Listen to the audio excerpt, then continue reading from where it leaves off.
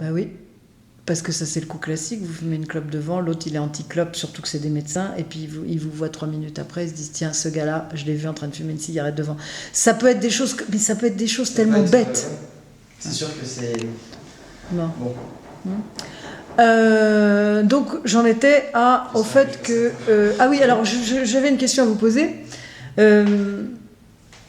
n'êtes pas un peu jeune pour être audioprothésiste parce que vous et les seniors, ça fait quand même un fossé de génération, non?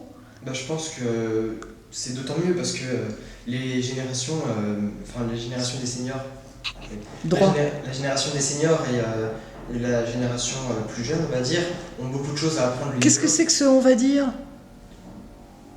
La génération des seniors et la génération jeune ont beaucoup de choses à apprendre l'une de l'autre.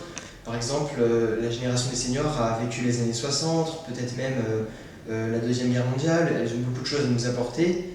Et nous, la génération jeune, avons plutôt à leur apporter la connaissance de toutes les technologies. Par exemple, moi j'avais appris à l'époque à ma grand-mère à se servir d'un ordinateur. Et elle, en revanche, m'apprenait à jouer du piano, elle me racontait comment elle avait vécu l'invasion de l'Allemagne.